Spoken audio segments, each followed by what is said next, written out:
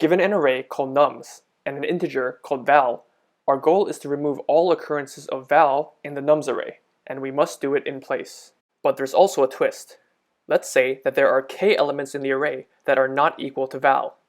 Then instead of actually removing all elements equal to val, we can just replace the first k values of nums to be the elements that are not val. Then we'd return k. For example, let's say that this is the nums array, and the value to remove is 6. 3 elements here, 5, 7, and 1, are not equal to 6. So all we have to do is replace the first 3 elements of the array to be 5, 7, and 1, and the rest doesn't matter. Then we'd return 3 to indicate that the new array consists of only the first 3 elements. Now you may be wondering, why would we do something like this when we could just use the pop method that's built into Python lists? We could just traverse the list, and if an element is equal to val, then just pop it off. Now this approach works, but the problem is that the pop method is very inefficient, because if we pop an element near the start of the list, then all the other elements need to be shifted back one spot. Each shift runs in O of n time, and in the worst case, we'd have to do n shifts. So this algorithm ends up running in O of n squared time.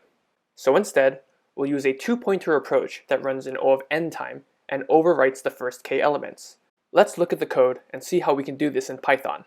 First, we'll create an index variable, I, and have it start at index 0. This variable will keep track of which spot to overwrite in the array. Then we'll enter a loop using the variable x, which will take on the value of each element in the array. Then we'll compare x with val and see if they're equal. X is 5 and val is 6, so they are not equal to each other, so this if condition is true. Since we've found an element that is not equal to val, we now want to write that element, x, at index I. Right now, they are both 5, so we just replace 5 with 5 and nothing changes. Then we increment I so that it's ready to write at the next slot. So next, x is 6 and val is also 6, so they're equal. We actually don't do anything in this case and just move on. Basically, we keep on searching for an element that is not equal to val so we can write it to the array. Next, 7 is not equal to 6, so we'll write 7 at index I, then increment I. Next, 1 is also not equal to 6, so again, we'll write 1 at index I, increment I, and move on. Finally, the last element is 6, which is equal to val, so we can just skip the last iteration, and we're done with the loop.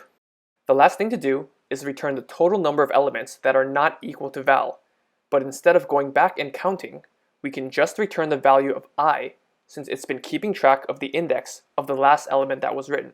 And even though I right now is actually pointing to one spot past the last element of the array, since indices start at 0, this is actually the correct number. I equals 3, so we'll return 3. And as you can see, there are in fact 3 elements that are not equal to val, which take up the first 3 spots of the array.